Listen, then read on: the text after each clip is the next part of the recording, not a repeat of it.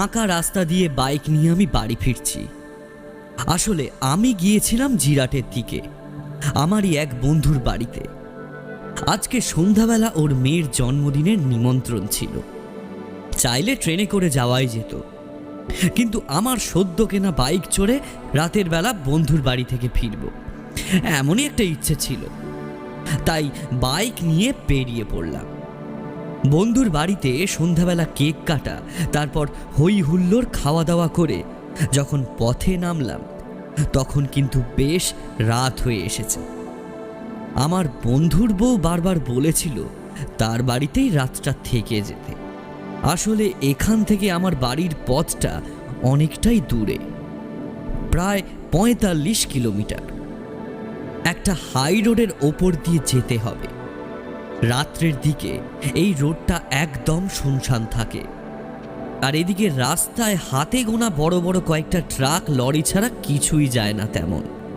তাছাড়া এ সময় কোথাও কোনো গাড়ি পাওয়া দুষ্কর। এমনিতে শীতের সময় রাস্তাঘাটে লোকজন একটু কমই থাকে। জিরাট থেকে বেরোবার সময় ঘড়িতে দেখলাম রাত 11:50। বন্ধুর প্রবল আপত্তি অগ্রাহ্য করে বাইক চালিয়ে যখন হাই রোডে এসে উঠলাম, তখন ঘড়ি বলছে রাত 12:10। এই হাই রোড ধরে ঘন্টাখানেক চললে বাড়িতে গিয়ে পড়ব। তবে শেষে হাই রোড থেকে ছোট্ট গলিপথে মিনিট 10 ভেতরে ঢুকতে হবে। গায়ে ফুলহাতা শার্টের ওপর একটা পুলোভার চড়ানো ছিল, দু হাতে গ্লাভস নেই, মাথার উপর একটা মাংকি ক্যাপ, চোখে একটা অল্প পাওয়ারের চশমা। সত্যি কথা বলতে গেলে চোখ আর নাক ছাড়া বাকি সমস্ত কিছুই ঠান্ডার হাত থেকে আড়ালে রাখা ছিল, যাতে এই শীতে রাতে বাইক চালাতে গিয়ে ঠান্ডাটা না লাগে। সোজা এক মনে বাইক চালিয়ে এগিয়ে যাচ্ছিলাম বাড়ির দিকে। মাঝে মাঝে উল্টো দিকে আসা বড় বড় লরিগুলো শোঁ শোঁ শব্দে পাশ থেকে বেরিয়ে যাচ্ছিল। আমি রাস্তার এক পাশ ধরেই গাড়ি চালাচ্ছিলাম। পেছন থেকে আসা গাড়িগুলোকে মাঝে মধ্যে একটু বেশি সাইড দিতে হচ্ছে, নইলে মনে হচ্ছিল একটু সুযোগ পেলেই তারা আমার গায়ের ওপর উঠে পড়বে। আমিও তাদের সেই সুযোগ দিতে চাই না, তাই একদম রাস্তার ধার ঘেঁষে এগিয়ে যাচ্ছিলাম। বেশ কিছুক্ষণ এইভাবে যাচ্ছি। প্রথম দিকটায় হাই রোডের আশেপাশের জনবসতি থাকলেও খানিকটা যাওয়ার পরেই শুরু হলো দুপাশে ফাঁকা ধানের জমি। এমনিতেই শীতের সময়, আর তার উপর চারপাশে অল্প অল্প কুয়াশা পড়তে শুরু করেছে। ঠান্ডা এখনো জাঁকিয়ে পড়েনি, তবে যেটুকু পড়েছে তাতে এই রাতের বেলা শরীর কাঁপিয়ে দেওয়ার জন্য যথেষ্ট। কোনো রকমে মনে মনে একটা গান গুনগুন করতে করতে গাড়িটা নিয়ে এগিয়ে চলেছিলাম। একটু আগে যে লরিটা আমার পাশ দিয়ে গেছে, তারপরে প্রায় মিনিট 5 হয়ে গেছে কোনো কিছুরই আর এই রাস্তা দিয়ে যায়নি। মনে মনে ব্যাপারটা হিসেব করছিলাম। তাছাড়া আরেকটা কথাও ভাবছিলাম, কাল সকালে দোকান খোলার কথা।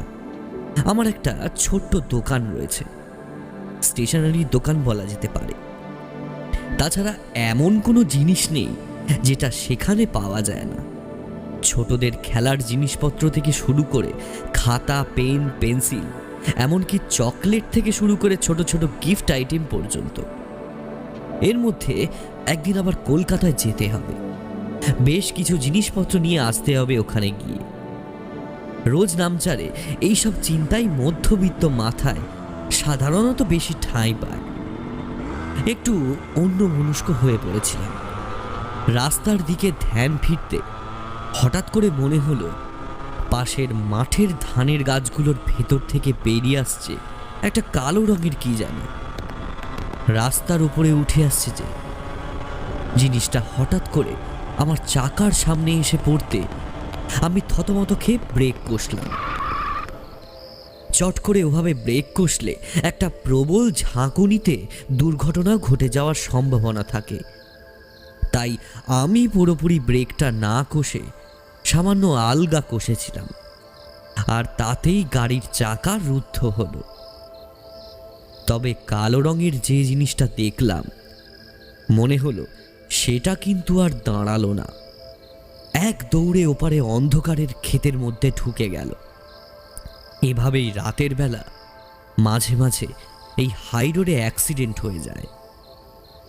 আমার হেডলাইটটা ভাগ্যিস নিচে করা ছিল, তাই জিনিসটা চোখে পড়েছিল, কিন্তু ওই এক মুহূর্তের জন্য হেডলাইটের হলদে আলোয় জিনিসটা দেখে মনে হয়েছিল একটা কালো রঙের বেড়াল, আর তার দুটো উজ্জ্বল চোখ কেমন যেন লাল রঙের। হেডলাইটের আলো বিড়ালের চোখে গিয়ে পড়লে সেটা হলদে দেখাতে পারে, কিন্তু লাল হবে কেন? ব্যাপারটা আমি ঠিক দেখেছি, ভুল হবার মতো নয়। ততক্ষণে একবার পেছনে দেখে নিয়ে একপাশে গাড়িটা দাঁড় করালাম। হঠাৎ করে ব্যাপারটা ঘটে যাওয়ার জন্য একটু অপ্রস্তুত হয়ে পড়েছিলাম। তাছাড়া গাড়িটা আমি সদ্য কিনেছি, মোটরসাইকেল চালানোর অভিজ্ঞতা অনেক রয়েছে, তবে আমার এই গাড়িটা নতুন, তাই গাড়িটার গায়ে একটা দাগ পড়লে বুকের ভেতর কেমন যেন ছ্যাঁত করে উঠল। আধো অন্ধকারে চাঁদের আলোয় আমার একটু পাশেই দাঁড়িয়ে থাকা নতুন কালো রঙের 21 সিসির জাপানি মোটরসাইকেলটা যেন চকচক করে উঠল। মুহূর্তের মধ্যে বিহলতা কাটিয়ে তাড়াতাড়ি গাড়িতে উঠে আবার স্টার্ট দিলাম। হলদে হেডলাইটটা জ্বলে উঠল, আর সেই আলোতেই আমার চোখে পড়ল আমার থেকে প্রায় 50 হাত দূরে পথের পাশে কি যেন একটা নড়ছে। আমি আস্তে আস্তে যত সামনের দিকে এগিয়ে যেতে লাগলাম তত ভালোভাবে দেখতে পেলাম সেই বস্তুটাকে, আর অন্য কিছু নয়, একটা মানুষ। তার পরনে একটা সাদা রঙের জামা, নিচের দিকে একটা নীলচে রঙের লুঙ্গি, আর তার প্যাকাটির মতো একটা লাঠি রয়েছে। অন্য হাতে ধরে থাকা একটা ছোট্ট ব্যাগের মতো কিছু একটা, অন্তত এতটা দূর থেকে সেটুকুই বোঝা গেল। আর একটু এগিয়ে যেতে বুঝলাম লোকটা হাত দেখিয়ে আমাকে থামতে বলেছে। আমি তার কাছে গিয়ে ব্রেক কষতেই মোটরসাইকেলটা তাকে টপকে একটু এগিয়ে গিয়ে থামল। লোকটা কিন্তু আমায় অবাক করল। সে একবারও ঘুরে আমার দিকে তাকালো না, বরং আগের মতোই সামনের দিকে তাকিয়ে হাত দেখাতে লাগলো। যেন মনে হলো লোকটা এই আধো অন্ধকারের মধ্যে আমায় একদম দেখতেই পায়নি। কিন্তু সেটাই বা কি করে হয়? আমার গাড়িতে হেডলাইটটা চলছে, তাছাড়া তার একদম সামনে দিয়ে তার দিকেই তাকাতে তাকাতে এলাম, অথচ সে আমায় দেখতে পাবে না, এমনটা তো হয় না। লোকটা কিন্তু তখনও পেছনের দিকে ঘুরে তাকায়নি। আমি বাধ্য হয়ে একবার ইঞ্জিনটা বন্ধ করে পেছনের দিকে ঘুরে বললাম, কি ব্যাপার, আপনি কোনো সমস্যায় পড়েছেন নাকি? এভাবে হাই রোডের কাছে হাত দেখালে কোনো গাড়ি দাঁড়াবে না কিন্তু। লোকটা কিন্তু আমার কথাতেও পেছনের দিকে ঘুরে তাকালো না। আমি ভাবলাম লোকটা কালা নাকি, শুনতে পায় না। আমি আবার বাধ্য হয়ে বললাম, আরে দাদা, কি ব্যাপার বলুন তো, আপনি চাইছেনটা কি? এভাবে পথের মাঝে হাত দেখাচ্ছেন কেন? আশ্চর্য, লোকটা কিন্তু তখনও আগের মতোই সামনের দিকে তাকিয়ে হাত দেখিয়ে চলেছে। এই যে একটু আগে আমি তার ঠিক পেছন দিকে এসে দাঁড়িয়েছি, ব্যাপারটা যেন সে খেয়াল করতেই পারেনি। এবার আর আমি দাঁড়িয়ে থাকতে পারলাম না। লোকটাকে বড্ড অদ্ভুত বলে মনে হচ্ছে। তাছাড়া লোকটা সামনের দিকেই তাকিয়ে আছে, পেছনে, ডান দিকে, বাঁ দিকে কোথাও তাকাচ্ছে না। তার হাতের লাঠিটা এখন চলে এসেছে তার বাঁ হাতে। আধো অন্ধকারে চাঁদের অল্প আলোয় লোকটাকে ভালোভাবে দেখা যায় না, তবে এটুকু বোঝা যায় লোকটার মাথায় একটা মস্ত টাক। গাড়িটা একপাশে দাঁড় করিয়ে আমি পেছনের দিকে হেঁটে গেলাম। বোধহয় কোনো বিপদে পড়েছে, না হলে এমন জনশূন্য ফাঁকা হাই রোডের মাঝখানে দুপাশে যেখানে ধানের জমি ছাড়া আর কিছু নেই, সেখানেই লোকটা আসবে কি করে? আমি একটু এগিয়ে গিয়ে লোকটার সামনে দাঁড়ালাম। এতক্ষণে যেন লোকটা আমায় দেখতে পেল, আর তখনও আমি লোকটাকে ভালোভাবে দেখার সুযোগ পেলাম। তার মুখটা কেমন যেন রোগাটে, চোখ মুখ শুকিয়ে গেছে, যেন মনে হয় একটা কঙ্কালের ওপরে কেউ যেন চামড়া বসিয়ে দিয়েছে। ফলে জায়গায় জায়গায় কুঁচকে আছে, ভাঁজ পড়েছে অজস্র। চাঁদের অল্প আলোয় তার টাক পড়া মাথার আশেপাশে ছোট ছোট সাদা হয়ে আসা চুল, কপালে বেশ কয়েকটা ভাঁজ পড়েছে। এত কিছু এই চাঁদের আলোয় দেখা সম্ভব নয়, কিন্তু আমি একদম তার সামনে এসে দাঁড়ানোর জন্য সেটা বুঝতে পারছি। তার গায়ের রং খানিকটা কালো, ছোট ছোট দুটো কান আর নাকের একপাশে একটা ছোট কালো রঙের জরুল, পাতলা ঠোঁট, আর সেই ঠোঁটের ভেতর থেকে উকি মারছে দুপাটি সাদা দাঁত। আমি সামনে দাঁড়িয়ে বললাম, এই যে কি ব্যাপার বলুন তো? আপনাকে দেখে আমি গাড়ি দাঁড় করালাম, আর আপনি আমায় দেখতেই পেলেন না। লোকটা এইবার যেন আমার কথা শুনতে পেয়ে আমার কথার মানেটা বুঝতে পারল। পেছনের দিকে তাকিয়ে আমার গাড়িটাকে দেখে একটু লজ্জিত গলায় বলল, মানে ক্ষমা করবেন, আমি দেখতে পাইনি। আসলে এমন হচ্ছে না, মাঝে মাঝে চোখের দৃষ্টিটা এত ঝাপসা হয়ে গেছে, মাঝে মাঝে অনেক কাছের কিছু দেখতে পাই না। লোকটাকে দেখে তার বয়স যা মনে হলো তাতে চোখের দৃষ্টি ঝাপসা হয়ে আসাটা অস্বাভাবিক নয়। তার গায়ের সাদা পাতলা জামা মাঝে মাঝে অল্প হাওয়ায় উঠছে, পরনের লুঙ্গিটা হাঁটু পর্যন্ত, তার তলায় দুটো কালো পা যেন অন্ধকারে কোথায় মিশে গেছে। আমি বললাম, কিন্তু এত রাতে আপনি এই ফাঁকা হাই রোডের একপাশে দাঁড়িয়ে করছেনটা কি? আরে মশাই, আপনি যাবেন কোথায়? আমি যাব সামনে। আসলে একটা ভ্যান গাড়ি আমায় এই শালপোতা পর্যন্ত ছেড়ে দিয়ে গেল। বললাম, কিছুতেই যেতে রাজি হলো না। আর বড় রাস্তা ধরে আর একটু গেলেই আমার গ্রাম। আর একটু যদি যেতে পারতাম। পায়ে প্রচণ্ড ব্যথা, শীতের সময়, তাই বাতের ব্যথাটাও বেড়েছে।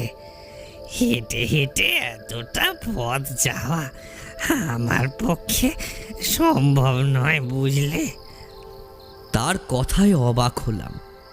একটা গাড়ি যদি তাকে এতটা পর্যন্ত দিয়ে যায়, তাহলে সেই গাড়িটা তাকে আরেকটু পৌঁছে দিল না কেন? সেই কথাটা তাকে জিজ্ঞাসা করতেই যাব, তার আগেই সে তার দুটো হাত দিয়ে নিজের গোটা শরীরটায় হাত বোলাতে লাগলো। দেখে বোঝা গেল তার ভীষণ ঠান্ডা লাগছে। এই শীতের মধ্যে তার পরনে একটা সাদা রঙের পাতলা জামা ছাড়া আর কিছুই নেই। তাই বললাম, আমি ওদিকে যাব, আপনি চাইলে আমার সঙ্গে আসতে পারেন। তবে তবে এই শীতের রাতে আপনি এইভাবে বাইকে গেলে খুব ঠান্ডা লাগবে, কিন্তু এরম পাতলা জামা পরে বেরিয়েছেন কেন? লোকটা একটু ইতস্তত করল, হাত দিয়ে পাতলা জামাটা একবার টেনে সিধে করতে করতে বলল, সেদিন তো এটা পরেই বেরিয়েছিলাম, তাই এটা পরেই থাকি। লোকটা পাগল নাকি? তখন থেকে সব অদ্ভুত কথাবার্তা বলে চলেছে। মনে হালকা খটকা লাগছে, কিন্তু লোকটাকে কেমন চেনা চেনা মনে হলো। নিজের মনকে খানিকটা বুঝিয়ে নিয়ে লোকটাকে বাড়ি পৌঁছে দেওয়ার প্রস্তাবটা দিলাম। একবার মনে হলো হয়তো আমার ওদিকে কোথাও একটা থাকে। আমাদের ওদিকটায় সবাইকে যে আমি খুব ভালোভাবে চিনি তেমনটা তো নয়। অনেকে এমন থাকে যারা শুধুই মুখ চেনা। ইনিও হয়তো তেমন কেউ।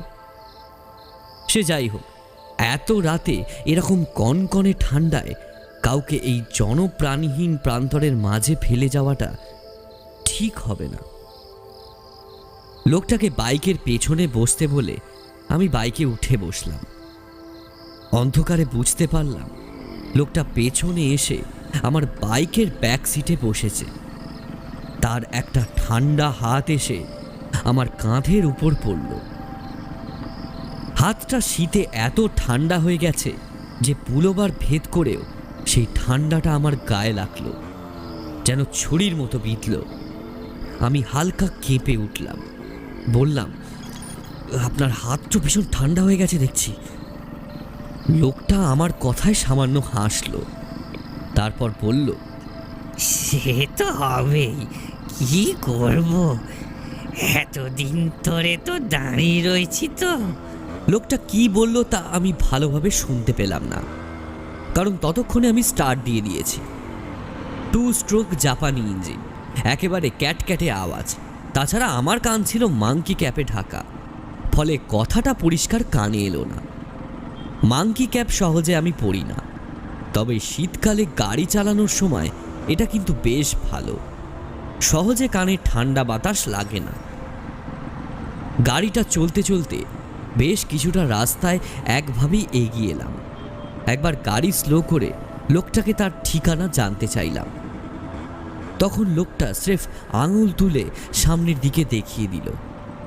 আমি আবার সামনের অন্ধকার রাস্তার দিকে তাকিয়ে অ্যাক্সেলারেটরে চাপ দিলাম। চাঁদের আলোটা যেন এবার খানিকটা উজ্জ্বল হয়ে আসতে লাগলো। পেছন থেকে কোনো গাড়ি আসছে কিনা সেটা দেখার জন্য লুকিং গ্লাসের দিকে তাকালাম। তাকাতেই হঠাৎ যেন গোটা শরীর বরফের মতো ঠান্ডা হয়ে গেল। এতক্ষণ যে তীক্ষ্ণ ঠান্ডার অনুভূতিটা আমি হাতের আঙুলগুলোতে অনুভব করতে পারছিলাম, সেই ঠান্ডাটা যেন এবারে মাথা থেকে পা পর্যন্ত একবার শিরশির করে কাঁপিয়ে দিয়ে গেল।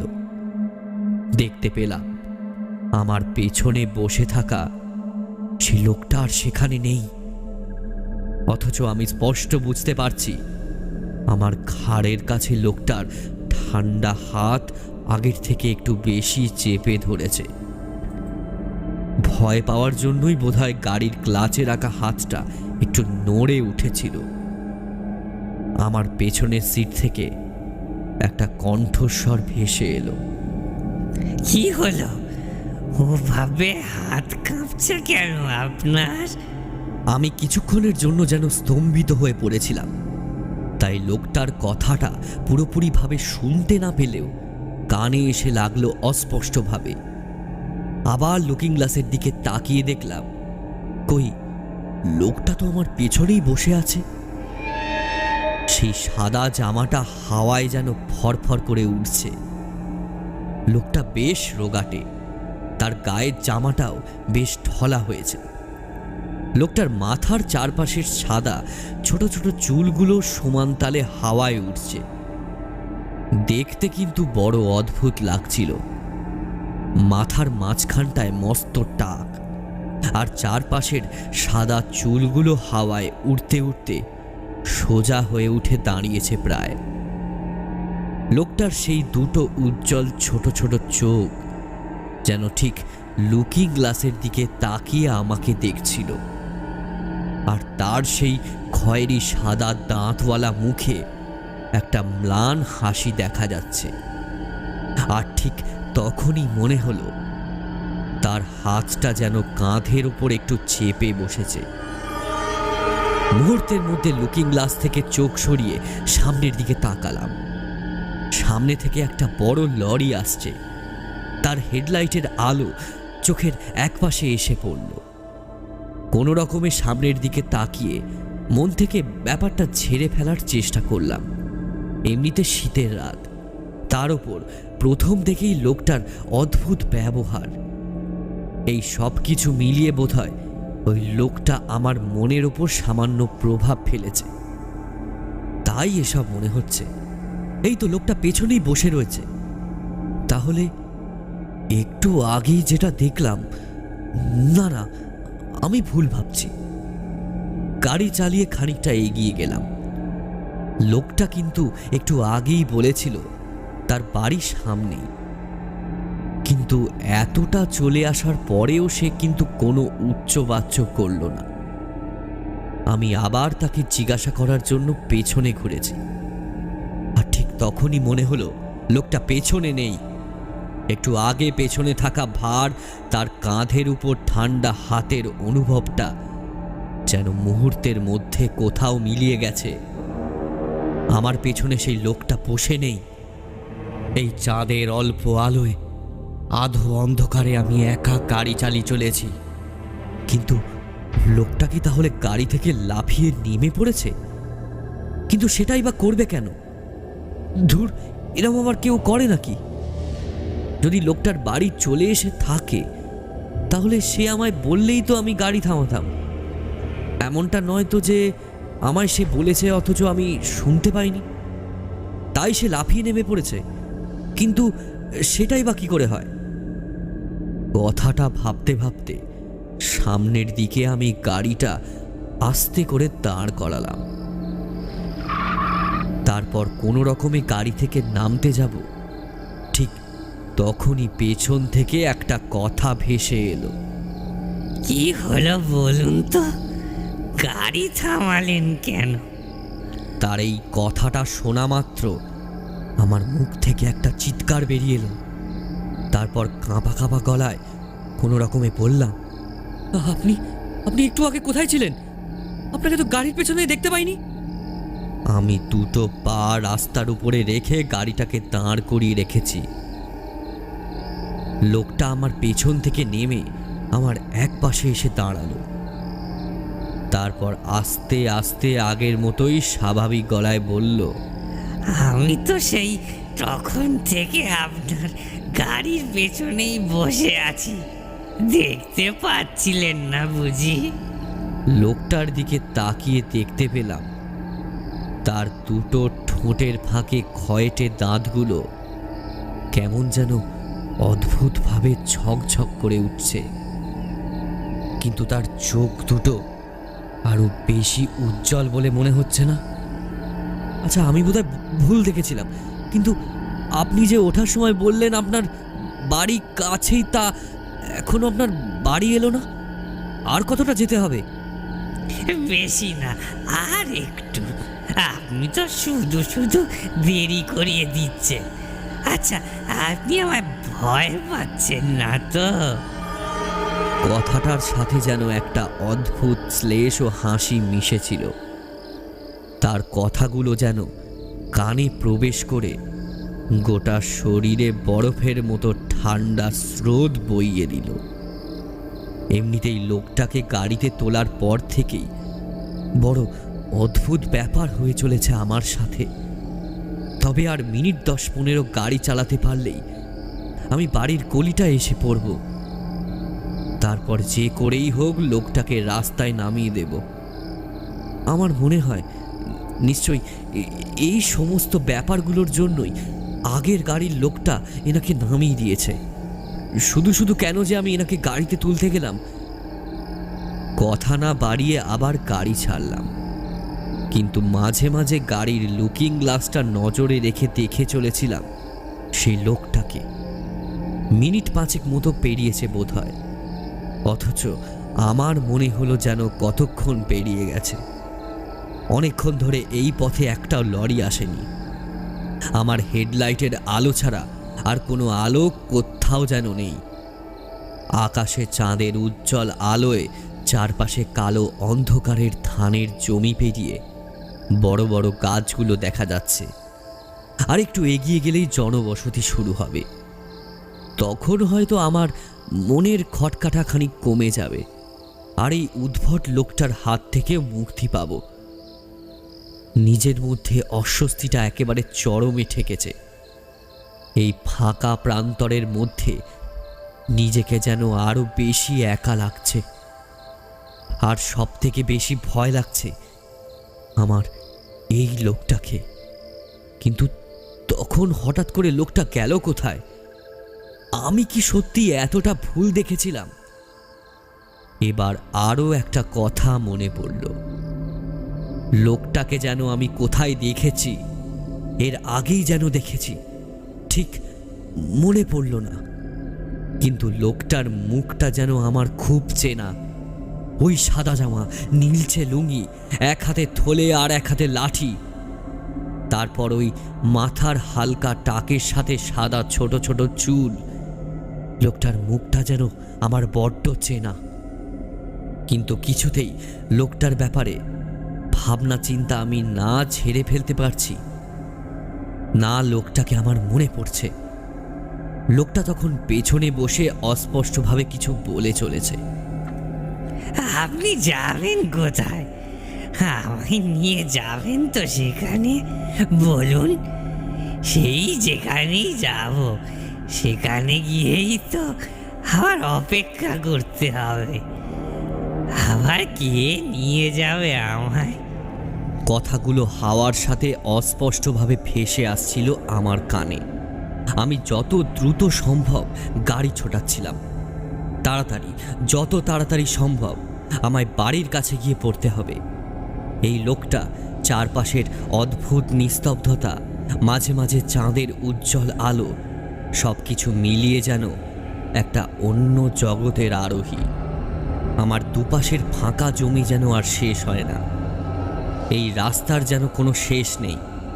বহুদূর থেকে ভেসে আসা কোনো ট্রাকের শব্দ আর আমার কানে এসে ধাক্কা দিচ্ছে না। হাওয়ার শব্দটাও বড্ড অদ্ভুত, কিন্তু কোথাও কিচ্ছু নেই। ভাবতে ভাবতেই হঠাৎ করে কাঁধের ওপর আবার সেই ঠান্ডা হাতের ছোঁয়াটা অনুভব করলাম। চকিতে আমার চোখ চলে গেল আবার সেই লুকিং গ্লাসের দিকে, আর সাথে সাথেই দেখতে পেলাম আমার পেছনে ঠিক লোকটা যেখানে বসেছিল সেখানেই বসে রয়েছে একটা অদ্ভুত ভয়ঙ্কর ছায়ামূর্তি। তার মাথার সাদাটে চুলগুলো যেন কপালের কাছে এসে পড়েছে। তার যেখানে মাথার টাক ছিল সেখানটা বীভৎস একটা গর্ত। সেই গর্ত থেকে অদ্ভুতভাবে কিলবিল করে উঠে আসছে রাজ্যের পোকা। দুটো সাদা উজ্জ্বল চোখ আমার দিকেই তাকিয়ে আছে ঠান্ডা নিথর দৃষ্টিতে। সে চোখের কোনো মনি নেই, কিন্তু কেমন যেন একটা আলতো ঠান্ডা সাদাটে আভায় সেটা জলজল করছে। সে দৃষ্টির ভাষা বোঝার ক্ষমতাও আমার নেই। তার ঠোঁট এখন কোথাও যেন হারিয়ে গেছে। তার বদলে দুপাটি সাদা বড় বড় দাঁত মুখের ভেতর থেকে একেবারে বেরিয়ে আসতে চাইছে। তার নাকের পাটা উধাও, কেবল দুটো লম্বাটে ফুটোয় কালো অন্ধকার। তার একটা হাত যেটা আমার কাঁধে এসে পড়েছে, সেই হাতের রক্ত, মাংস, হাড় কোনো কিছুই আলাদা করে চেনা যায় না, যেন কোনো অস্তিত্বই নেই। আমি আর স্থির থাকতে পারলাম না। সঙ্গে সঙ্গে হাত গেল কেঁপে, আর মুহূর্তের মধ্যেই মোটরসাইকেলটা হুড়মুড় করে আছড়ে পড়ল সেই রাস্তার উপর। এতক্ষণ ধরে নিস্তব্ধ রাস্তা ও আমায় ঘিরে ধরে রাখা স্তম্ভিত জগৎ ভেদ করে যেন একটা ট্রাক ঠিক সেই মুহূর্তে এসে পড়ল। ট্রাকটা যখন আমার থেকে বেশ কয়েক হাত দূরে, তখন আমি আপ্রাণ উঠে পড়ার চেষ্টা করতে লাগলাম, কিন্তু পায়ের পাতার হাড় বোধহয় ভেঙে গেছে। একটা প্রবল চিৎকার করার চেষ্টা আমার বুক থেকে গলা দিয়ে এসে আটকে গেল। মুখ দিয়ে আর কোনো শব্দ বের হলো না। মাথা তুলে সামনের দিকে তাকিয়ে স্পষ্ট দেখতে পেলাম আমার সামনে ট্রাকের কাছে দাঁড়িয়ে রয়েছে সেই লোকটা। ভুল বললাম, দাঁড়িয়ে আছে সেই বীভৎস মূর্তি। অথচ আমার কানের কাছে সেই চেনা পরিচিত গলায় কে যেন ফিস ফিস করে বলছে, কি রে, চিনতে পারছিস? চিনতে পারছিস আমায়? মুহূর্তের মধ্যে যেন মনে পড়ে গেল সব কিছু। সেই ভয়ঙ্কর মূর্তি এক পা করে আমার দিকে এগিয়ে আসছে, আর তার সাথে সাথে এগিয়ে আসছে সেই ট্রাকটা।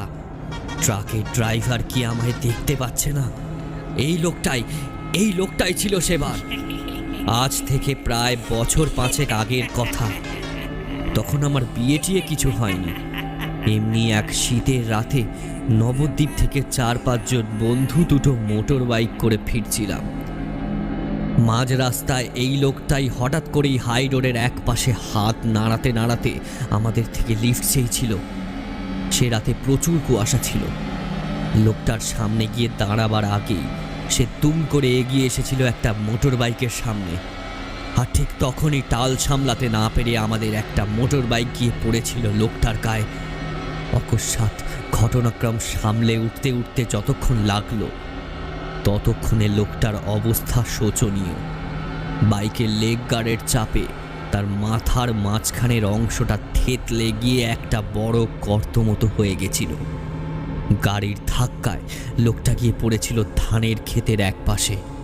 একটা মরচে ধরা লোহার রড মাটি থেকে ঠিক সেখানেই বেরিয়েছিল। তাতে সজোরে বাড়ি খেয়ে নিথর হয়ে পড়ে রইল লোকটা। আমাদের তখন বয়স কম, বুদ্ধি কাঁচা। লোকটা মরে গেছে মনে করে পুলিশের ভয়ে আমরা আর সেখানে অপেক্ষা করিনি, তাড়াতাড়ি সেখান থেকে পালিয়ে এসেছিলাম।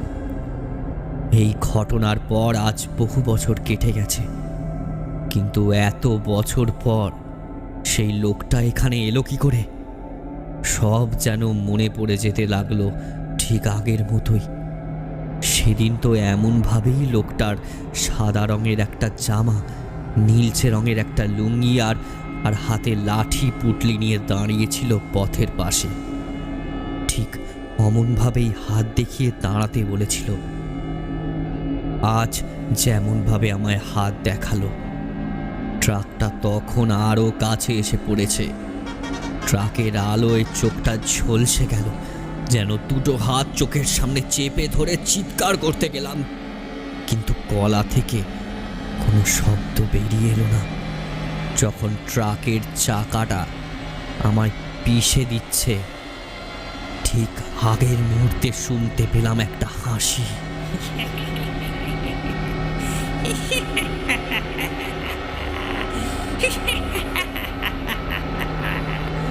এই রাস্তা দিয়ে আপনারা কোনোদিন যদি শীতের রাতে যান,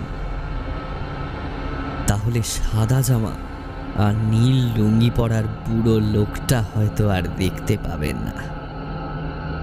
দাঁড়িয়ে থাকবে পুলোভার চড়ানো, মাংকি ক্যাপ চড়ানো একটা মধ্যবয়স্ক লোক। ভালো করে মাংকি ক্যাপের ভেতরে দেখবেন মাথাটা হয়তো থেতলে গিয়ে থাকতে পারে।